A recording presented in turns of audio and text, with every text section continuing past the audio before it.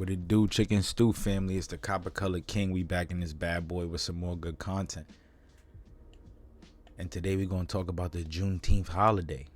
You know, the one that was officially given to black folks as a holiday around the same time where Joe Biden said if you wasn't voting for him, then you wasn't black. Funny man, yo. It's a funny man because what that mean, right? Well, since they signed off on it, you know, it happened during his presidency. If you don't vote for him, you're not black. Which means if you don't celebrate the Juneteenth holiday, you're not black, essentially. But people don't even really be knowing, do they? They don't truly know, right? They talk about Galveston, Texas, right? That's the pinpoint exact spot where slavery allegedly was abolished, right? That's when the final enforcement of the Emancipation Proclamation went into action, right? It was at the end of the American Civil War. Folks was already free, right? It just took a couple days for people to realize and catch up, you know. But they talk about Galveston. And it's so funny, too, because we don't hear about this stuff. We didn't even know about Juneteenth up until recently, right? A lot of us. And we didn't hear about a lot of who the true slaves were in America until we started introducing this type of content amongst many other people. And you guys can like, comment, and subscribe. But what if I was to tell y'all that the people that they went to emancipate, again, ain't even these same Africans that they taught us about all this time? Right? They were Indians. It was some Indians up in that bad boy, man. Let's talk about it. So first and foremost, man, for those who don't know, what was Juneteenth, right? Now it's a federal holiday now. It's celebrated annually on June 19th to commemorate the end of slavery in the United States. The name, first used in the 1890s, is a combination of words, June and 19th, referring to June 19th. You know how they trying to put all that stuff together. It dates back to 1866. In 1865, Congress finally proposed the 13th Amendment to the United States Constitution for the national abolition of slavery. By June 1865, almost all enslaved persons had been freed by the victorious Union Army or by state abolition laws. When the National Abolition Amendment was ratified in December, the remaining enslaved people in Delaware and Kentucky, blah, blah, blah, were freed. So yes, this marks the final day of slavery, so to say. Now again, when we learn about these things, we often hear that the people who were freed, right, were Africans. Let's see if we click Emancipation Proclamation, right? They're going to always tell us that, you know, African Americans this, African Americans that. Africans that came off the boats into America, worked the plantations, blah, blah, blah, blah, blah. We already debunked the ideology of it being, quote unquote, Africans working the plantations in the mainland United States. We learned that that was not true.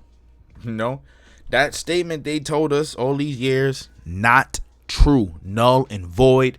Them was Indians, man. Them was Indians. America's first slaves were Indians. And now, this is what makes this whole this whole Juneteenth thing the more interesting, right?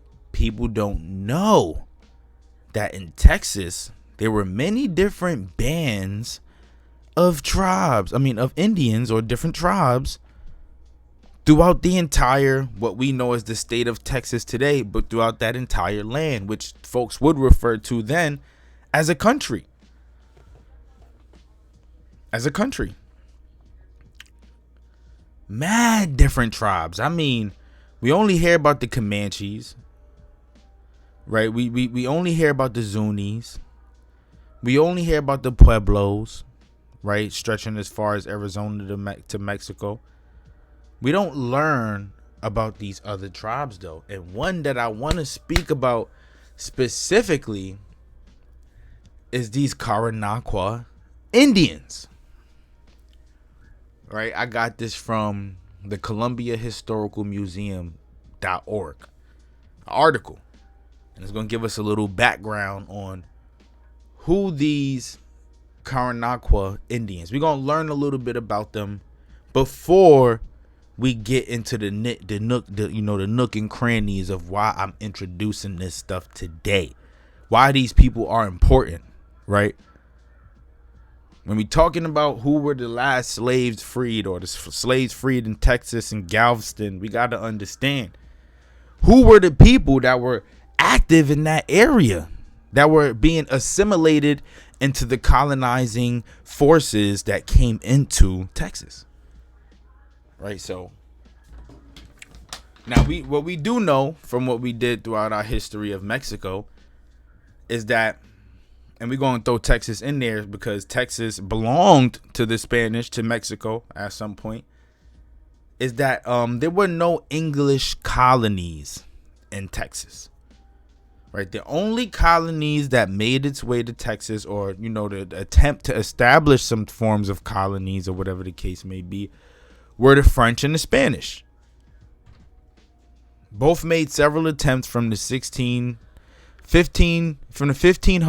late 1500s up until the 1800s, right? When it became, we won't even say 1700s, and then it fell into the hands of the United States soon after. So again, let's see. So they roamed Texas coastal area before the Anglos. They was outside before the Anglo-Saxons, before the Anglo-Americans, excuse me. Right? Article by Tracy Gupton. So it says, discussions of the early days of the history of West Columbia and East Columbia area of Brazoria County far too often begins with the introduction of Anglo settlers first stepping foot on the fertile grounds between the Brazos and San Bernard rivers in the 1820s. Right, that's when the Anglos got there. However, the land was not unoccupied prior to Stephen F. Austin, and we're going to learn more about Stephen F. Austin, leading the old 300 American families from western Louisiana into what was then the southeastern portion of Mexico. He brought them from Louisiana into Mexico.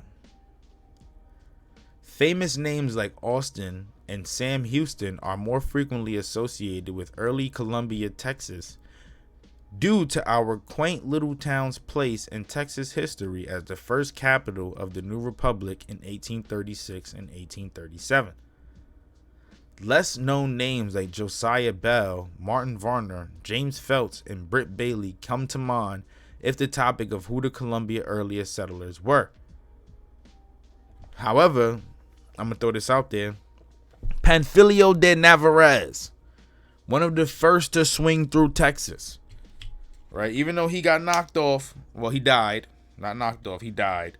He was one of the first to swing through Texas, right? We're going to learn a little bit about that too. We spoke about him on this channel already, so you guys should already be familiar with who that brother is for those who tune into these videos, man. I'm jacking. He was a black man because they describe him as having a olive complexion. On top of that, he comes from, what was Moorish Spain, conquered by the Kingdom of Castile.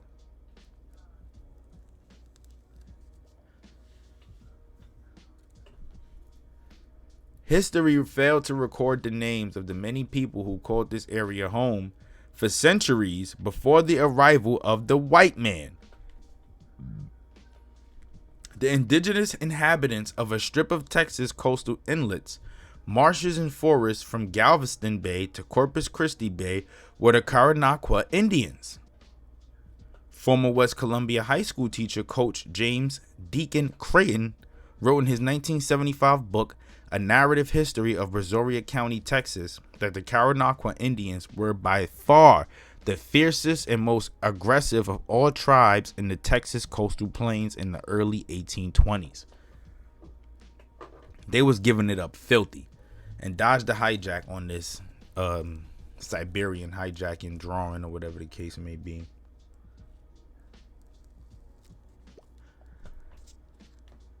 Like I said, when we doing these things, man, we like to go deep and get a lot of information. They was described as being of a cinnamon complexion. Again, having some type of curly or coily hair. Right, this is just a drawing based off what you would think an Indian does look like at the time, you know. Of course, it's not what it is, man. It's not what it is, right? But what else can we learn from about them real quick, though? Without getting too much information, right? What can we see? Let's see. All right, one thing I would love to show folks is check this out right here. So this is a map. And the distance between Houston and Galveston, right? Not even that much. Houston is known as a predominantly black neighborhood, right? Neighborhood, city, right? Black folks been in Houston for a long time.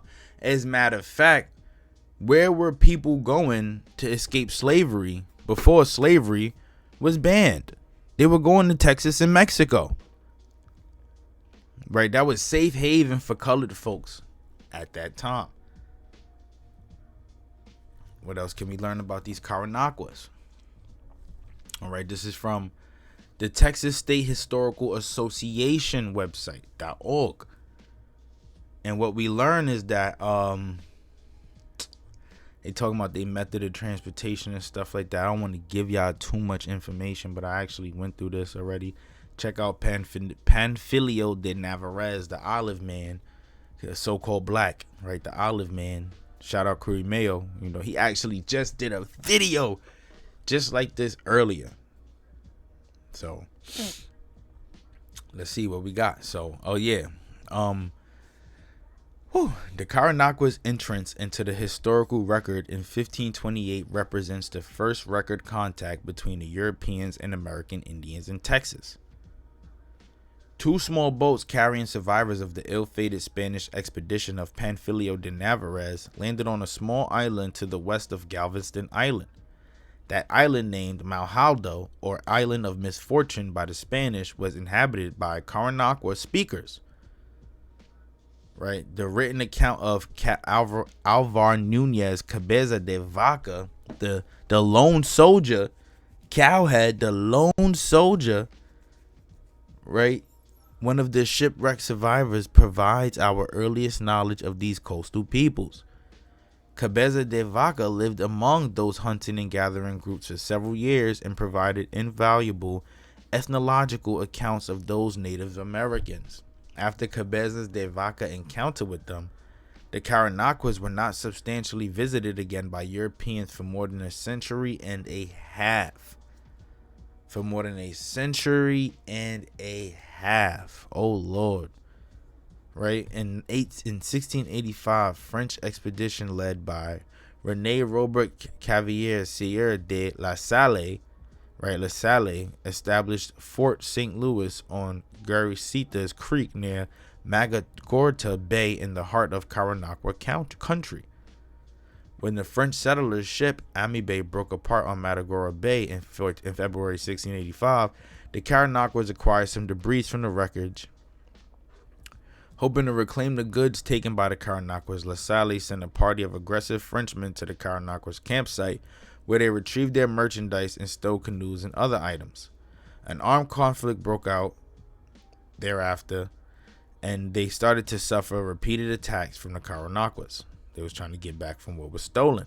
La Salle sent out for help from Canada. The folks never pulled up. La Salle's own men murdered him on an expedition north, and in 1689, smallpox hit the Gulf Coast. Karankawas attacked the remaining settlers on Fort St. Louis and killed all but 6 children who were taken captive. Those children, 4 of whom were members of the Talon family, were later rescued by Spanish expeditions in the early 1690s. 2 of whom were returned to France, where they were interrogated by French officials. This is interesting because we're actually going to learn.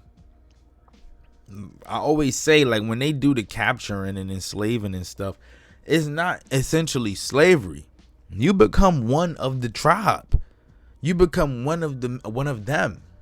And with these people, they was tattooing folks, having folks get tattoos, dressing in their garments and stuff like that, teaching them the language, teaching them their agricultural ways and stuff like that, eventually allowing them to blend in, right? None of them were actually murdered, which is why years later they were able to, be rescued. But we're going to learn more about that. Let's continue. So what else we got? In the early years of the 18th century, French interest in the Texas coast was rekindled, and Karankawa country again became the center of the Spanish-French rivalry. In 1721, a French land expedition led by Jean-Baptiste Bernard de la Harpe approached Karankawa territory. In response to that French incursion, the Spanish established Nuestra Senora de la Rita Presidio and Espiritu Santo de Zúñiga mission near the site of former near the site of the former Fort St. Louis. Because of their locations near Magagorda Bay, both became known as La Bahia. These is missions, right? These are missions that were established to forcibly convert these Karankawas, but they weren't with it, right? They weren't having that, right? The only way to get these people were to assimilate, right? I'm gonna make that known. There was no other way to get them to bow other than to assimilate. Assimilate mean mix in, become one, right? You learn the language, start going to the schools and all of that stuff eventually in order for you to survive, right?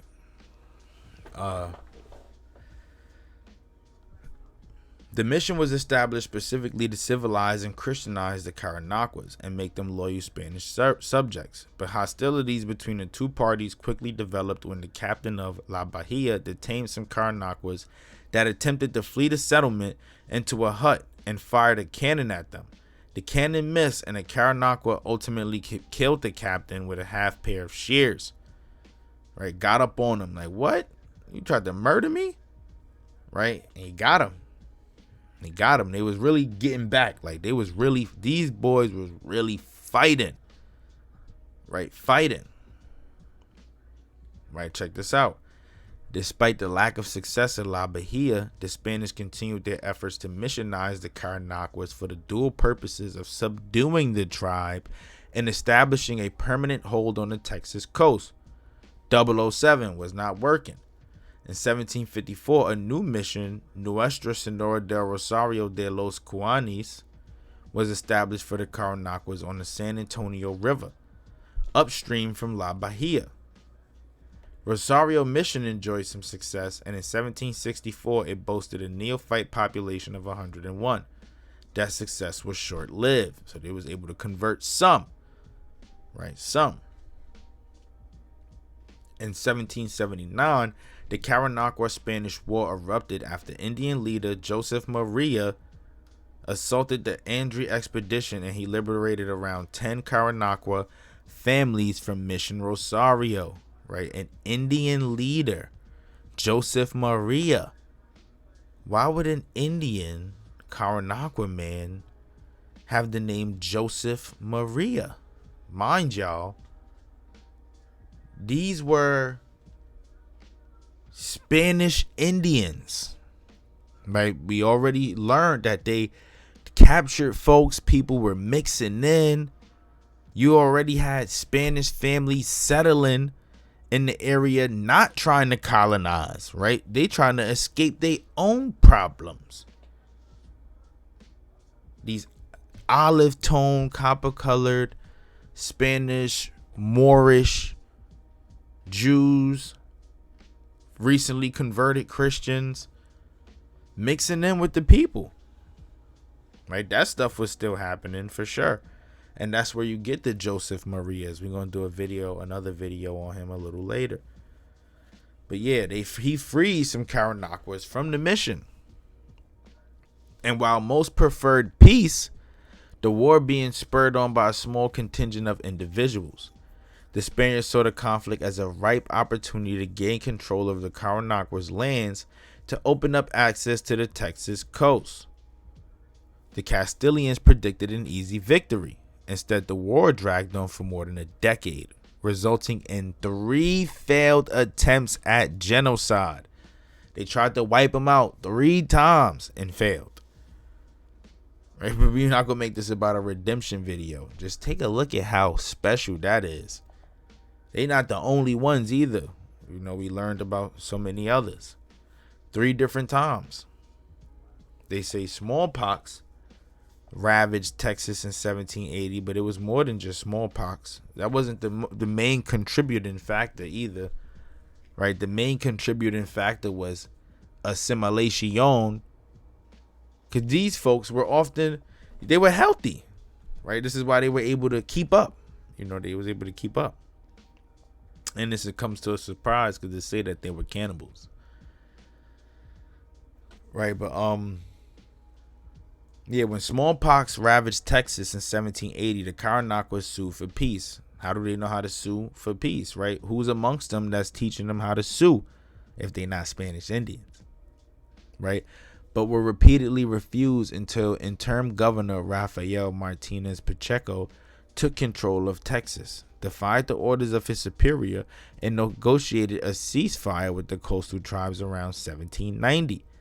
Martinez Pacheco, flowers to him, give him his flowers, because he turned his back on his own superior and was like, nah, we gonna have peace with these people, right? And by the end of the war, the Karanakawas remained in control of their territory, and the Spanish agreed to build a new mission. By this time, we done already had Independence Day. 1776 already happened in America. Excuse me, I said 76. I done probably forgot the date, but y'all know where I'm going. It already had happened. Right? These folks couldn't get a hold of the Karanakawas for nothing. Right? Not until the 1800s.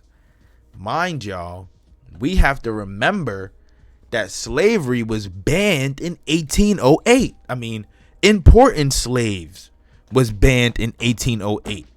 No slaves were coming from outside of this country after 1808. There were no African slaves in America. And at this point, they haven't even subdued the Karanakawas. They haven't even subdued them. Right? They remained in control. They relocated the mission 3 times, and it was finally situated on Rancho de Santa Gertrudis, near the site of present Refugio. A reported 190 mixed Karanakawans and Coyotecan occupied Refugio mission in 1814. But by the early 1820s, repeated Comanche attacks had caused the virtual depopulation of that mission. The 2 struggling Karanakawa missions, Refugio and Rosario, continued to operate until they were secularized in 1830 and 1831. No slaves coming in the Americas. So you have to ask this question. Slavery was busting in Texas, right? If they still trying to subdue Indians and this the 1812, 1820 and whatnot, then who the hell are the slaves in Texas? Who were the slaves? We not only going to talk about just these Karanakawas. You had mad tribes over there. So who are the slaves in Texas? You going to tell me all of them are Africans? You got all of these other people unaccounted for? Right? That won't make no sense. You signed treaties with these people in 1824 and still removed them from their land. Right? like on the plaque they made to make sure to mention that they were cannibals. They just be down talking everybody. What else we got? Check this. In 1819, a confrontation with Jean Lafayette's pirate colony on Galveston Island marked the next major conflict for the Karankawas. The incident reportedly occurred when Lafayette's men kidnapped a Karankawa woman, and the tribe retaliated by assembling a reported 300 warriors to attack the compound. Lafayette's force of 200 men armed with 2 cannons inflicted heavy losses on the Indians and forced them to retreat. Mexico won independence from Spain in 1821, and the new government encouraged Anglo-American immigration to the sparsely populated province of Texas. This is when you had all of these other folks moving in, right? These slavers and ranchers and whatnot, right? It's 1821. Mexico is free from Spain, right? They on their way to having this war with the United States. And now more, Anglo-Americans going to start moving in. At this time, Mexico is getting a taste of their first black president.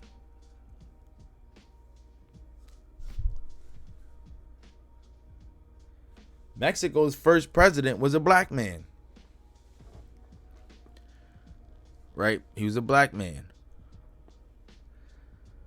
And I might be wrong on that one. We did a video about it though, and I'm gonna mention it at the end of this though. But yeah, Mexico's first president, Indian mixed president, was a black man. But yeah, they encouraged white people to move into Texas, and as these people entered the Karankawas' land, confrontations became frequent. Mexican authorities attempted to protect the colonists by making peace with the Karankawas, but their efforts were unsuccessful. The colonists, spurred by impresario Stephen A. F. Austin, we're going to talk about him, banded together to rid themselves of the Indian threat. Austin was convinced that extermination provided the only acceptable solution to the Karankawa problem, and in 1824 he personally led an expedition of some 15 men and encouraged the colonists to attack the American Indians. This drove the Karankawas to seek sanctuary at La Bahia.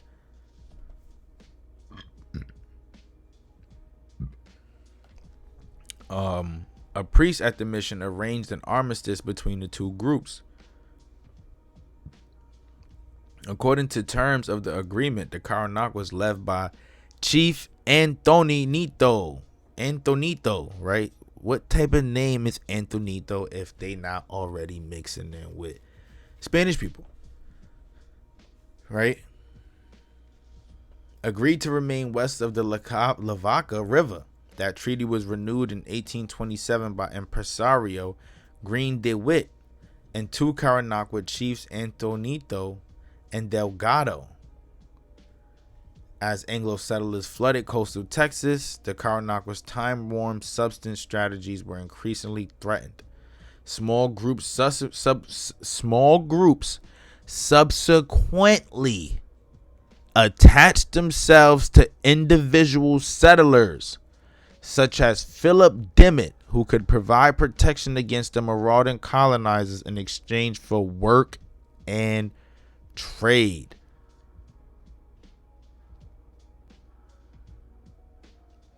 Check that out. They were attaching themselves to certain people. What else we got? Right? By the conclusion of the revolution, the Texas Revolution, port town ranches and roads engulfed in the Karankawas landscape. Prominent businessmen, including well-known James Power, promoted the annihilation of the coastal tribes. Anglo-Texans utilized propaganda popularized since the 17th century to legitimize massacres. By the 1840s, only scattered remnants of the culture remained along the Texas coast. Disinformation about the Karankawas remained in circulation, including descriptions as 7-foot-tall giants. Generally, Karankawas either incorporated themselves into the colonizer society, right? Or integrated into Native American groups, other groups like the Aracapas, or moved south to Tamaulipas, Mexico, to escape pressure from the Texan population. Right, by 1850, they had been pushed back into Texas, where they settled in the vicinity of Rio Grande City. The residents wasn't jacking this. In 1858, a Texan force led by Juan Cortina attacked a small band of Karankawas. Following that defeat, the coastal tribe was considered extinct, but surviving Karankawas across the Gulf Coast retained and passed down aspects of their culture generation after generation. Right, true story. Right, this is true story. Right, they attached themselves to white people or colonizers. You know, eventually we even learned that, you know, what they told us about slavery, that ain't even all 100% true. You know, some people were down to do it just cause, but you had a lot of these folks just capturing them, enslaving them, forcing them off the land just so that they can establish their colonies. Right, being displaced and replaced these people. These are the folks who were in Galveston, Texas. Right? I got some more drop. I got a book. The Karankawa Indians, the coast people of Texas. We're going to go through this for a few, just to learn some things that we probably just learned already, right, from what I read, you know, but it's actually going to give a more in-depth description as to what was going on exactly. We got some hidden bonuses in this part, right? Heard the Filipinos in Mexico and Texas. Heard y'all, right? Heard y'all slid too. Heard y'all, and ended up being called Indian. Heard y'all, right? Check this out. So what do we have here, man? This from the book The Karankawa Indians, the Coast People of Texas by George Gatschet Albert Samuel. Right.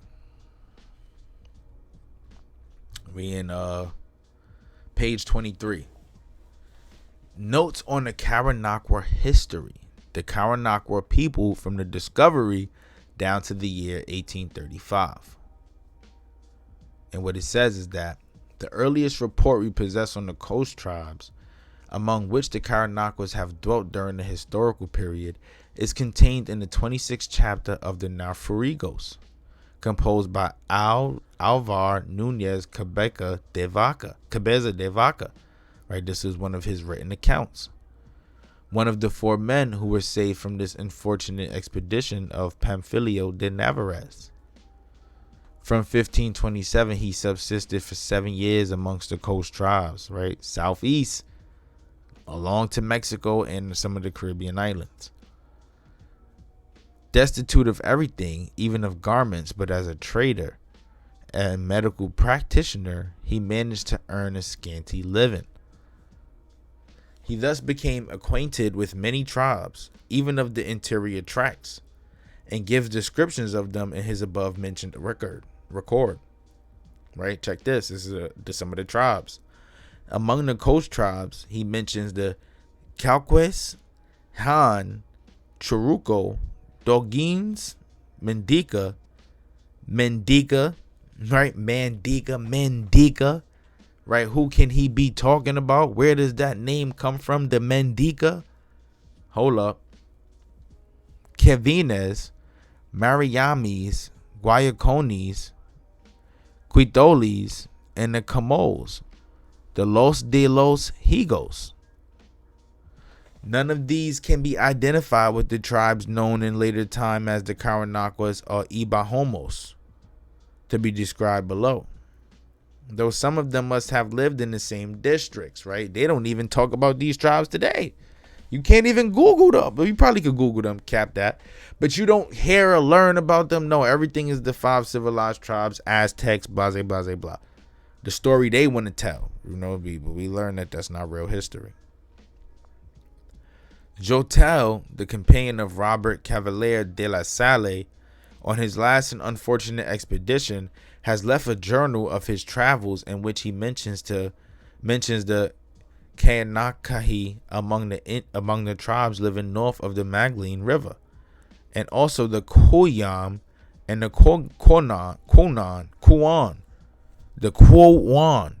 in the same tracks. In another edition of this journal, the Khoi and Kahi are called Korankaki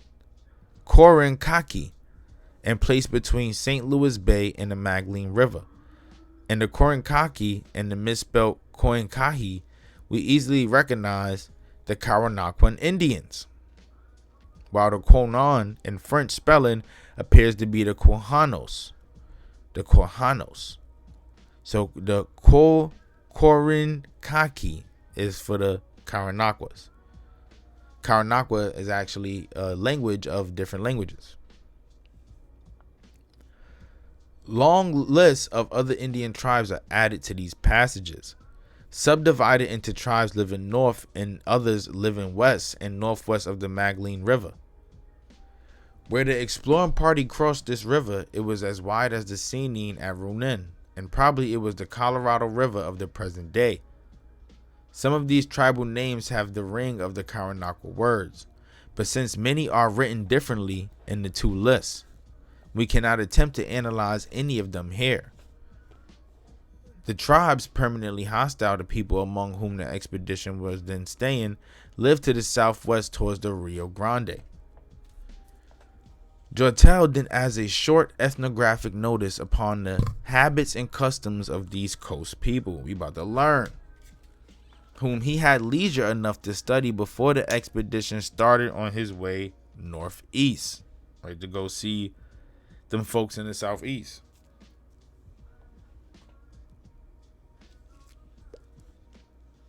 They seem to be peaceable and rather timid than obtrusive. So dodge all of that savage, attacking people and wild animals and whatever that Austin dude had to say about them having to be exterminated or whatever. Dodge that, because they wanted peace, not problems, just like the rest.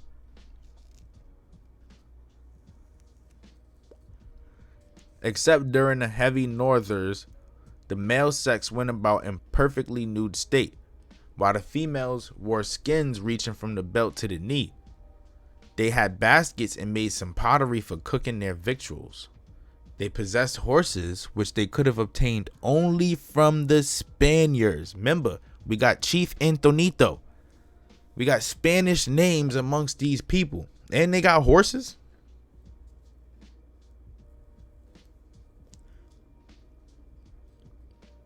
So let's just say horses are not from America, right?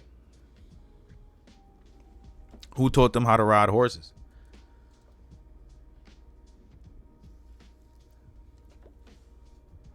Somebody amongst them had to been giving them major sauce. Even with the dogs, because we learned that the Spanish in the 1500s used dogs as hounds, right? They already had their own dogs here in America, here in the Americas, but that familiarity, right, that comes from a connection that comes from somewhere else, right? They describe their dogs as almost being like coyotes. When upon the Magdalene River, the horses were always seen fleeing whenever the Indians were approaching or bathing in the current of the river. Whether they had an idea of religion, Joutel was unable to ascertain.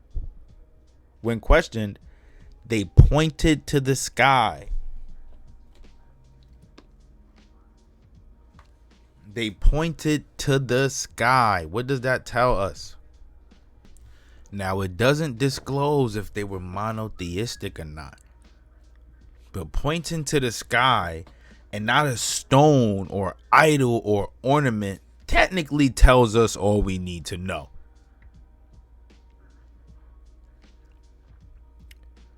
Right? When they encountered the Frenchmen, they regarded them almost as spirits. But not gods. right? They could be saying they like Walking Dead too, huh? This author also relates that R.C. de la Salle enjoined his men to treat these Indians with care and propriety, and made small presents to keep them in good humor. For said he, if conflict should occur between us and these savages would be too small in numbers, and these if conflict should occur between us and these savages, we would be too small in numbers to resist them successfully. The French couldn't even combat with these boys, man. The French couldn't even get up with them. Right? Among the tribes mentioned in that vicinity is that of the Ibahamo or the Hibojamos. Right? That name was very interesting to me. The Hibojamos, the Bahamos or Bracomos. Jotel states in his narrative that De La Salle took a vocabulary of their language which is very different from that of the Sinnis and more difficult, that they were neighbors and allies of the Sinnis and understood part of their language. Cavalier in Chez Early Voyages states that the Bracomos dwelt near the fort and that the French tried to cultivate their friendship. Delisle's map, about 1707, places them west of a river emptying into the St. Louis Bay, Fort Lewis being on the mouth of the said river west ashore. Father Douay mentions them as being hostile to the tribe of the Quinets. Their name resembles the Karankawa term Behema, which is mentioned in our vocabulary. After that, no further mention of them is made in the annals or documents. When Robert Cavalier de la Salle returned to these parts early in the year 1687, he made explorations from Fort St. Louis, which he had previously built upon St. Louis Bay, into the surrounding districts. On one of these excursions, he took away from the Karankawa Indians some canoes to sail up one of the rivers emptying into the bay and to establish a settlement. They felt enraged at this act, and although peace was made, their passions were aroused, ready to fight, right? One of these other tribes, because they stole their canoes. The French stole their canoes. When they heard La Salle's departure and assassination, they attacked the rest of the French men and women at the fort when they were off their guard and killed all but 5. Those who were spared underwent no punishment except painful tattooing and being compelled to follow in the Indians on their hunts and war expeditions. Like I said, no form of actual slavery. Like this, what they doing with their POWs, bro? They're just making them a part of the tribe.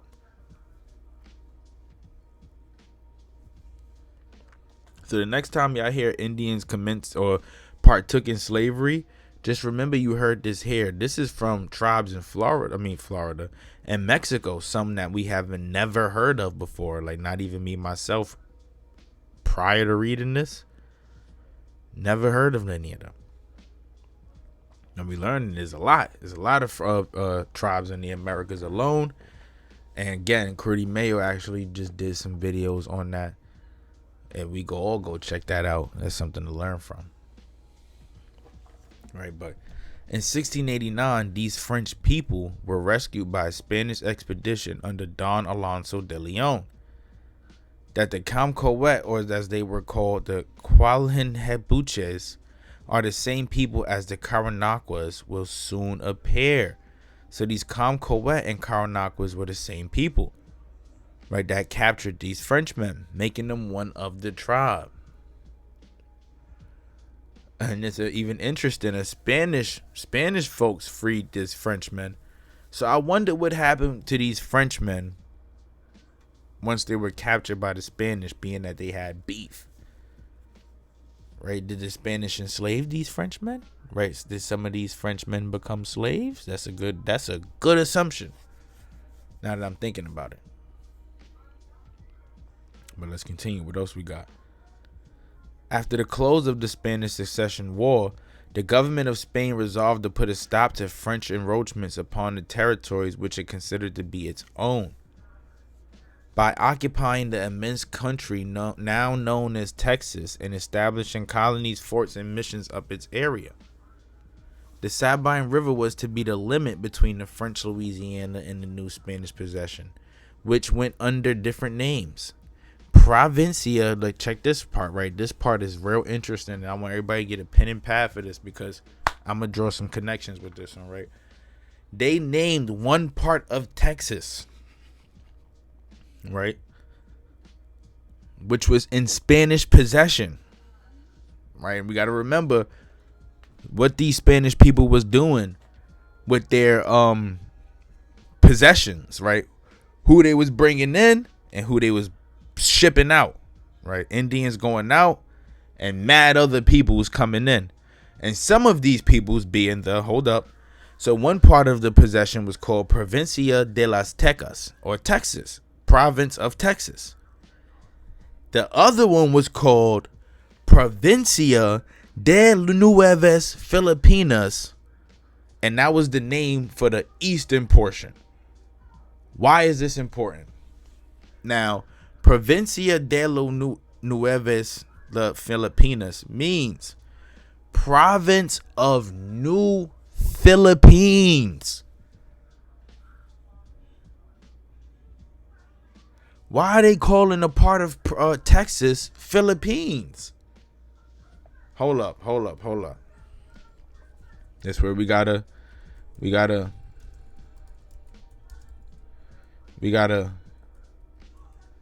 I spelled that all wrong, but this is when we gotta.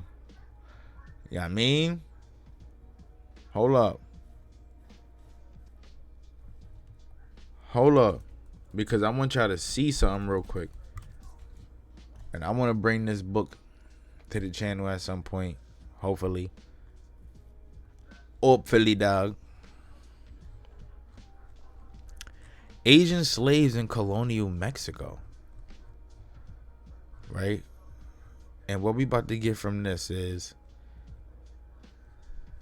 we gotta understand who these Filipinos was.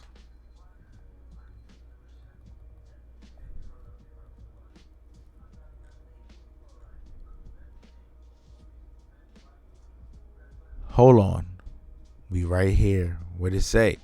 So, boom. What they did,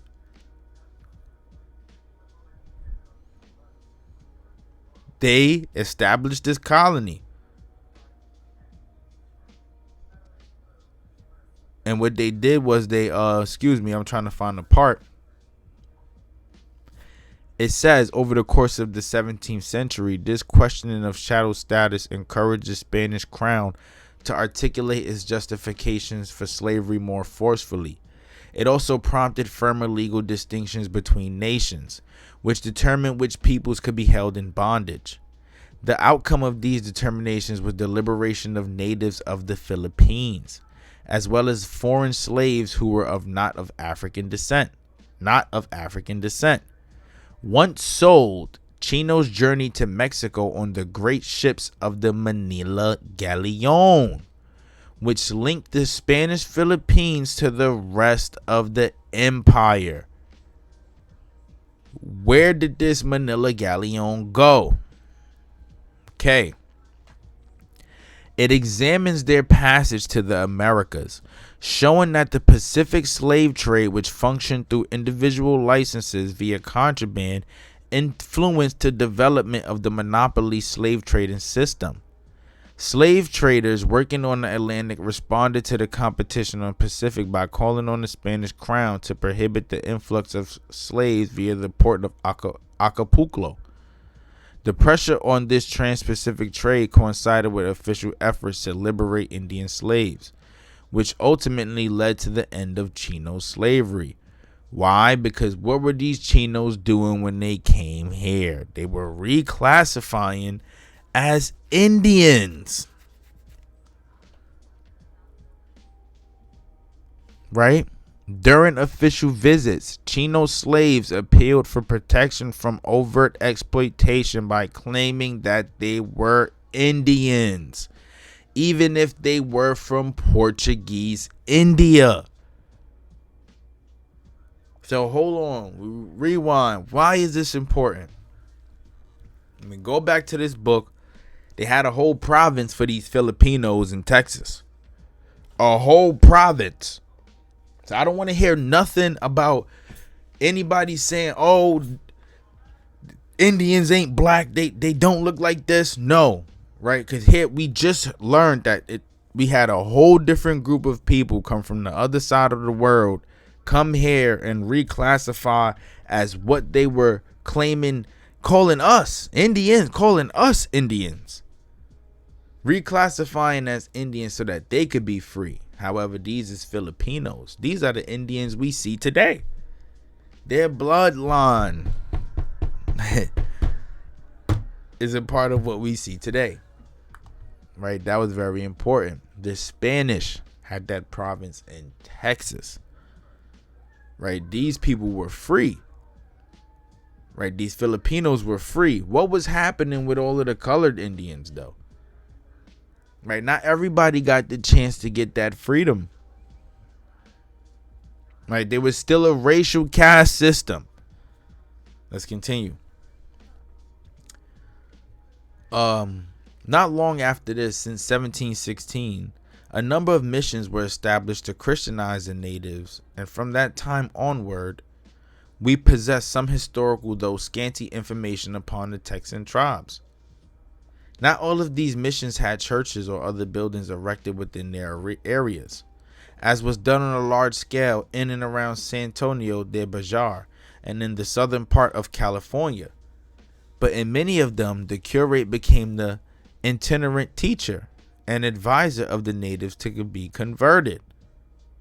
This was the case upon the lower Rio Grande and probably also in some of the missions of eastern Texas, right? Conversion. Although Spanish domination was now firmly established throughout Texas, at least in the southern part of what is now Texas, but little was transmitted to us about the natives of those parts during the first half of the 18th century, and the state documents preserved in Austin do not begin earlier than 1740. From French writers of the period, we gather a few points which probably refer to the Karankawas, or some people closely cognate with them. A French officer, Samaras de Bel Isu, was exploring the western country and had the misfortune of being captured by the Indians. He lived with them for 15 months in slavery among a people of anthropophagists, cannibals, residing at the Bay of St. Bernard, one of the seats of the Karankawas from 1719 to 1721. And when released and returned to the French colony on the Mississippi River, the narrative of his tragic fate excited the compassion of his countrymen to such a degree that all the contemporaneous writers of Louisiana referred to it. This man said, "Yo, I had so much fun being enslaved by them. Y'all gotta hear this stuff. Y'all gotta hear about what I saw. I saw some things that you wouldn't even believe. As a matter of fact, I wasn't even really a slave. What we call slavery, they don't do that, right? I just got a bunch of tattoos and watched them eat people, right? We danced around and they taught me their language and stuff like that." Right, contemporaneously with Bel Isu's stay among these natives, Bernard de la Harpe relates that Beringer in 1720 found anthropophagists about 130 leagues west of the Mississippi River, on what he thought to be St. Bernard's Bay. 60 years after these events, Milford, a French commander, passed through southern Texas at the head of 200 warriors of the Creek or Muskogee Nation of Alabama, and 5 days' travel west of St. Bernard Bay, met a tribe called Attakapas, who were anthropophagists, right? They talking about the Attakapas, right? We learned about them. They said those was the man-eater, right? That's a name given to them by the Choctaw, as this name designates, which is taken from the Choctaw language. The Choctaw called them man-eater, flesh-eater, or Carib, right? Carib, Atacapa, right? When historians is connecting this stuff, they all try to make it mean the same thing. But we even learned like there were different bands of Atacapas and all partaking in different things. And we got a video on this channel. We got an Atacapa ancestor speaking, right? Copper colored brother talking about the ancestry of his people. Thus proving that there was a lot of color around these times, man. There was a lot of copper color around these times. Some of the most prominent people in these tribes were copper colored. Right, we got Creeks, Muskogees, Atacapas, Karankawas, and several others. An extension of this charge, Milford states that they do not eat men, but roast them only, on account of the cruelties first practiced against their ancestors by the Spaniards. Right, the ancestors by the Spaniards practiced against their ancestors by the Spaniards. They got that stuff from the Spaniards. They got it from the Spaniards did it first. Yo, that's crazy. We picked this up from the Spanish. Y'all was eating people first. Yo, that's insane. That is insane. They said they got it from the Spaniards. Oh, Lord. What do you do with information like that?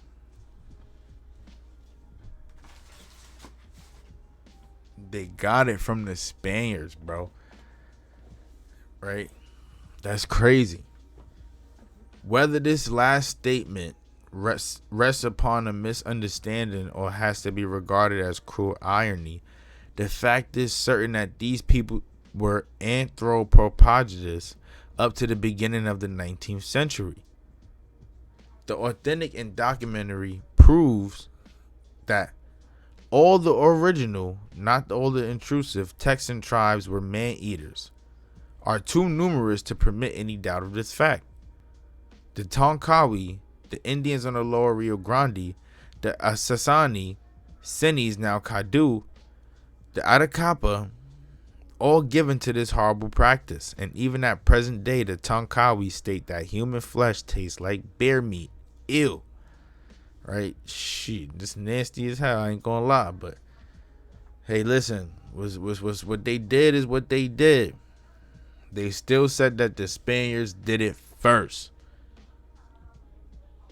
Right? It was also common amongst some Algonquin and Iroquois tribes settled around the Great Canadian Lakes.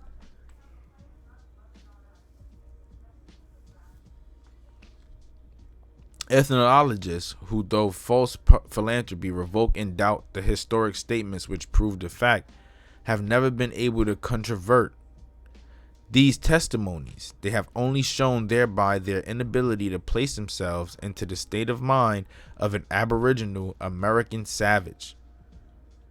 The two brothers' talent stated in an examination that the Karankawa or Aranaquas did not eat the bodies of the slain Frenchmen, but were in the habit of eating those of their Indian antagonists.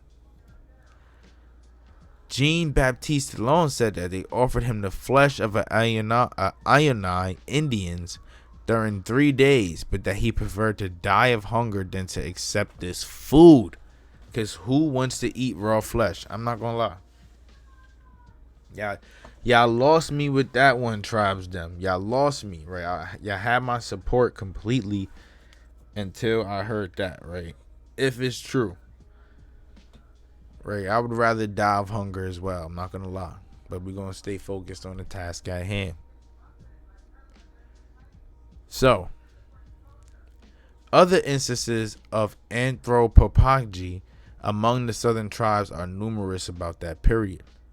In 1719, Bernard de la Hart reports that it existed among the Tarawaros and the Washitas, who in one feast had eaten 17 Apaches.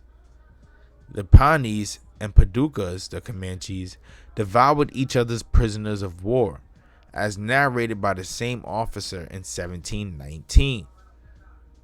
right? So this man is saying that the Washatas, right, Apaches, Comanches, the Tawacaros, they all ate like meat off the human flesh.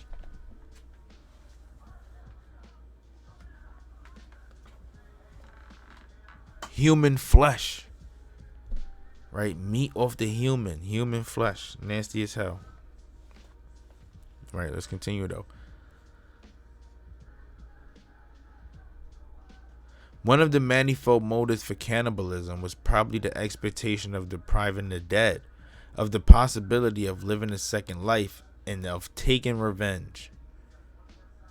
In Mexico, Central and South America, anthropophagy was more frequent and widespread than in the northern continent, right? In Mexico, Central and South America, they ate people more than what they was doing up here in the southeast, northeast, southwest, and northwest. You know, I'm not saying that they're not saying that it didn't take place, but it was happening a little bit more down there, so to say.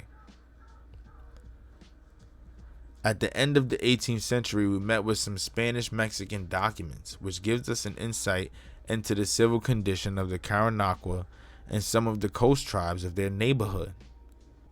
The decline of these people, it wasn't due to no genocide or disease. Like I said, it was assimilation.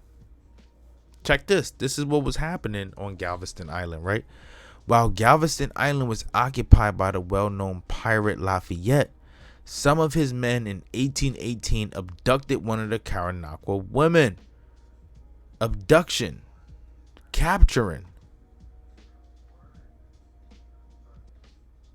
Right? Obviously, forcing these people that they capture into slavery.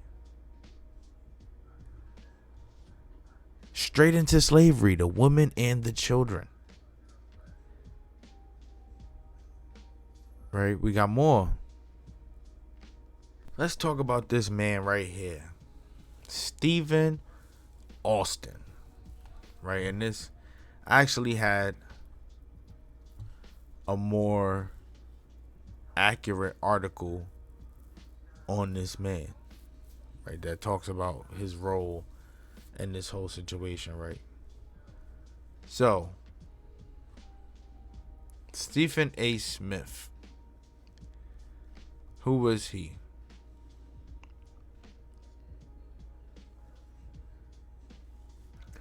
Stephen Fuller Austin was born in southwestern Virginia on November 3rd, 1793. He was the son of a lead mine owner, Moses Austin, and his wife, Mary Brown Austin. In 1798, after his business in Virginia faltered, Moses Austin moved his family to what is now today known as Potosi, Missouri. At that time, it was a part of Spain's Louisiana territory. Moses started a new lead mining operations there. Stephen was sent to good schools in Connecticut and Kentucky. By the time he returned to Missouri in 1810, the family business was again in trouble. Moses tried putting Stephen in charge of the mine, but it didn't help. The Austins were ruined in the financial panic of 1819. So pretty much, he came from a somewhat wealthy family. This family lost their wealth, though, due to a series of events, and this man eventually ended up becoming a soldier. So, on his father's behalf, he received permission from Texas Governor Antonio Martinez to establish a colony. Right? He chose a tract of land between the Colorado and the Brazos River. This was Karankawa Island, Karankawa Indian land. He began advertising for colonists in the newspaper along America's western frontier, and he had no trouble finding takers. People was paying 12.5 cents per acre, paid to Austin as a fee for his services. The land was 1/10 of the cost of the land in the United States, and the first settlers arrived in the late 1821. In the meantime, however, Mexico had achieved its independence from Spain. The new government wanted to regulate immigration through a general colonization law. It hesitated to acknowledge the Spanish land grant to Moses Austin. So what did he do? In April 1823, Austin received a contract to introduce 300 families to Texas as an impresario. Subsequent to colonization, laws passed by Mexico in the new state of Coahuila and Texas continued the impresario system. By 1825, he had fulfilled his initial contract, having brought in 300 families, 1,800 people, including 443 slaves.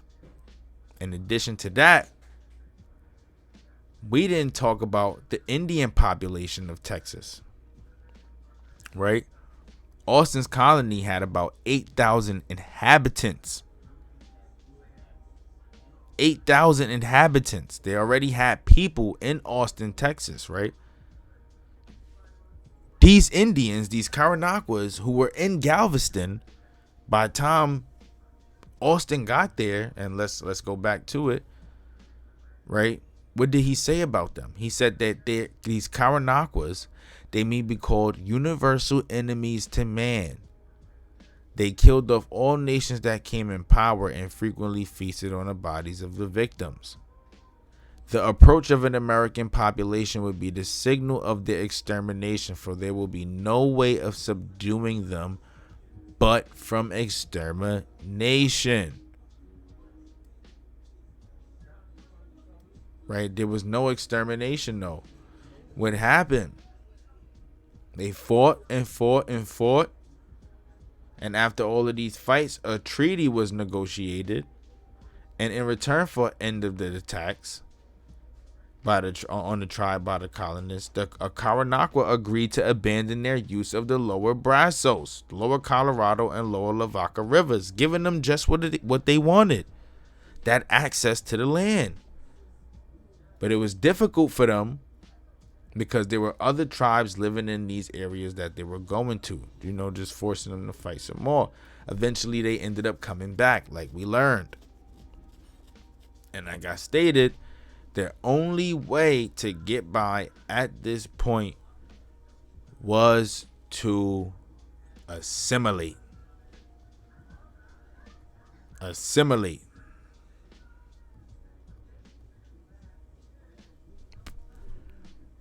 Right? We're going to learn about it a little bit some more.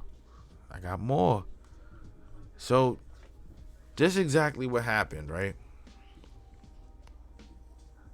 So, this is an article, an abstract, that was established by research advisor Dr. Joanne DiGiorio Lutz from the Department of Liberal Studies, Texas A&M University, along with William Outseer.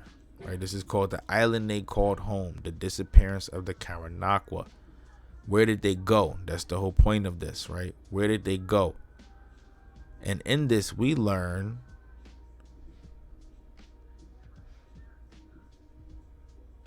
check this out. They say, taking into account the observations made by different parties spanning hundreds of years, observations such as strong will to fight in the perseverance through conditions, all parties observe few indicators that would be evident of a declining native population. Few indicators that would be evident of a declining population.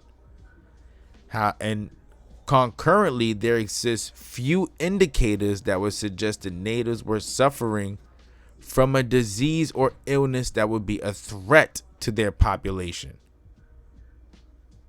A disease or a threat. There are few indicators that they died or they went extinct, quote unquote, due to disease. Right? There was a lot of diseases that showed up in the area at that time, but disease wasn't one of them that took them out. Right? This extermination policies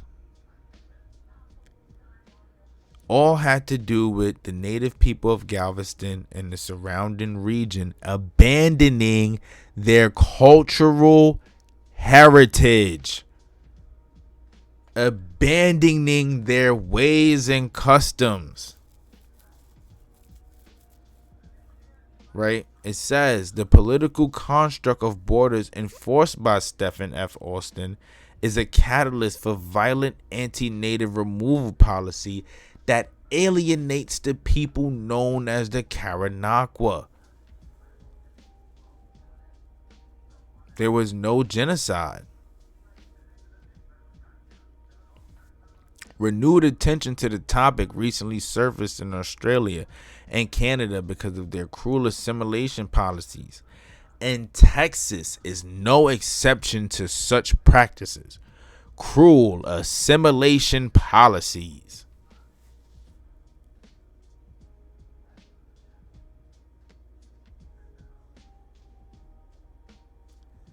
Right?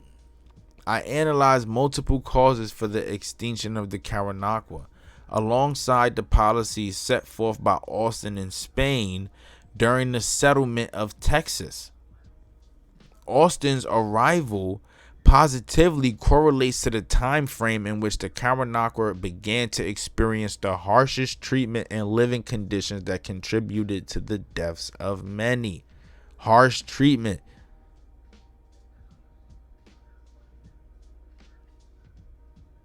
Harsh treatment.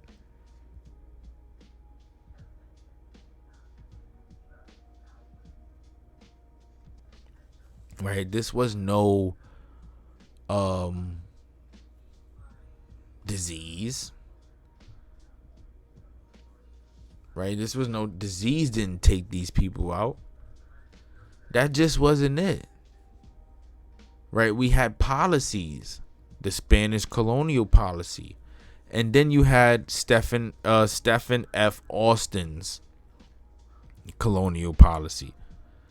And his was the worst, because this was essentially slavery. No, it was slavery. No essential. This was slavery.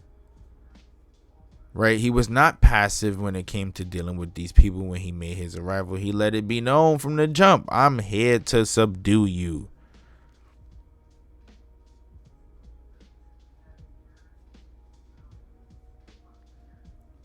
Right, check this. Stephen F. Austin had full civil and military control until 1828 CE. He drafted the instructions and regulations for the alcaldes on June 22, 1824. This early legislation would grant those Austin recognized as civilized Indians a simple form of civil rights. Now, we got to think, just who did he really regard as a civilized Indian when he said that these Karankawas are universal enemies to man, which means they don't get no chance to be civilized unless we subdue you, right? We take you out of your ways and introduce you to our ways, change your very lifestyle, ways, customs, everything. Everything.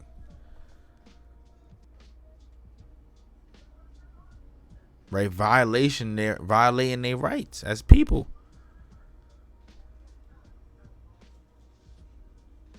Right, what else?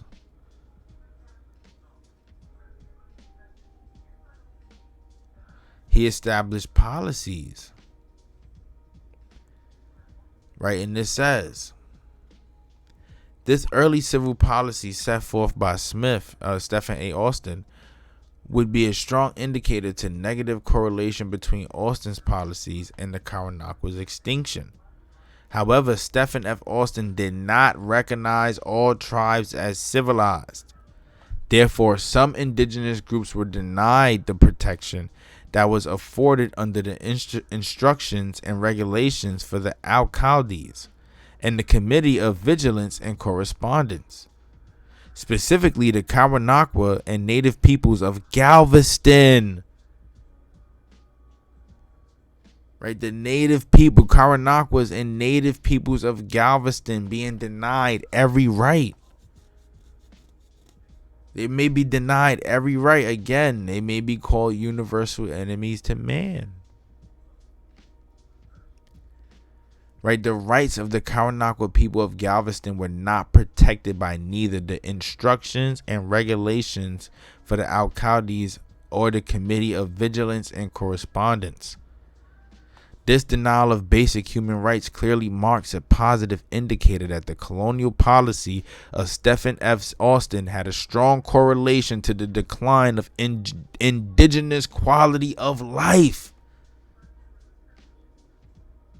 Right, the settlers under Austin would follow the guidance set forth by their new leader and perpetuate anti-Karankawa views.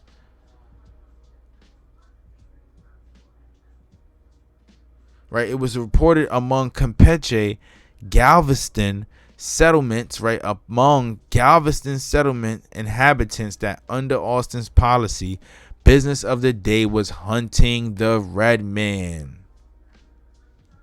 Right, denying the Karankawa's rights. Right, denying their rights. They don't get no rights. Right, he already said these people, they are enemies to man. We are not treating y'all like human beings. You know what that come with? The decline of the quality of life. This, we talking about slavery. They were forced to assimilate in order to survive. Right? These are the real true slaves of Galveston, Texas, man. When we talking about Emancipation Proclamation, we got to understand all of this stuff happening with these Karankawas. This is 1820s, 1830s, 30 years before emancipation. 30 years. They were putting them through hell for 1830. So you telling me in the midst of 30 years, this whole population changes into Africans? That will be bull crap. I'm not even gonna lie. That'd be bull crap. Straight ballpark.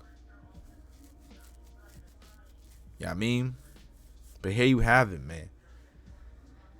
The history of Galveston, Texas, very own Karankawa Indians and Juneteenth. Right? This is the day where the slaves were officially free, right? The year, the day. Right? Well, who were the slaves that were being freed in Texas, on the lands of Texas? Right? They said that they were all of these different tribes. So you saying that in 30 years, all of these people got wiped out? We just read that it couldn't have been disease. Right? The most silent killer would be assimilation, because you don't see it coming. They could play friendly in your face. Right? Or you could just be forced to do it just to survive. You don't know how that's going to play out. I mean, that's different.